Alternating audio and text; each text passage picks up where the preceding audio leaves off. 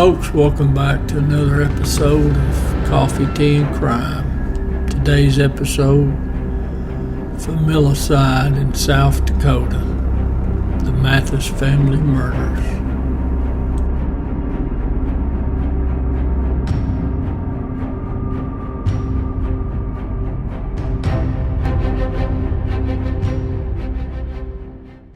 Folks, these murders are going to occur on a farm near the town of Mount Vernon, South Dakota, September 8th, 1981. Now, it's considered one of the highest profile murder cases in South Dakota history. Now, what makes it even a greater interest is the fact that the husband, father of the victims, he was found not guilty by a jury. And of course, it begs the question, if the suspect, John Mathis, wasn't the murderer, well, who was? Who killed a 30-year-old woman and two children? Now, the family had been living in a machine shed there on their farm. Their house had burned down in July, and they were in the process of building another one.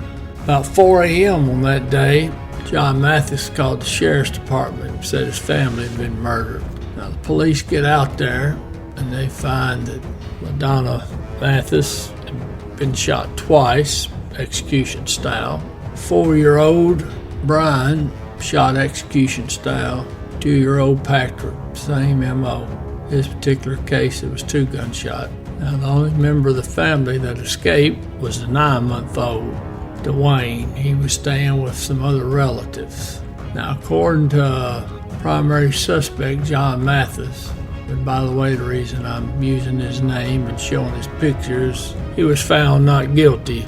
Not that I agree with that, but if he didn't do it according to a jury, then we're going to use his name and show his picture. Anyways, he's attending to the pigs there on the farm when he hears a car pull up. Now, he walks up there to where the car's at, and according to his story, he got the wrestling around and fighting with a masked fella. And this masked gunman shot him in the arm, and primary suspect claims that he passed out. Then when he wakes up, that's when he calls the police. Now, there was some graffiti on a doorway there of the shed that said Mathis sucks. Now, the name Mathis was misspelled, but obviously this is meant to imply that somebody had a grudge against the Mathis family. Now, what I thought was interesting was there were shell casings found in primary suspect's pocket, and what a coincidence, they matched the murder weapon, .22 caliber rifle. Now, the rifle was never recovered. Now, Mathis claimed that his son had picked up those shell casings off the ground a day earlier, and that 22 shells could be found just anywhere in the county. In fact, what a coincidence, another one. During the trial of this primary suspect, jury member found the same type of shells used in the murder sidewalk by the courthouse. Now, obviously, the prosecution said they'd been planted. I would say that's probably about accurate. Now, it took 3 days for the jury to find the primary suspect not guilty. There's just something wrong with this case. I don't know. No one can ever predict what juries think or see, or all we can do is go by what they come up with. But now, if you got graffiti written on the doorway there, casting aspersions on the Mathis family, why in the world does a masked gunman only shoot the primary suspect, the husband, the father, in the arm, a non-fatal wound to the arm?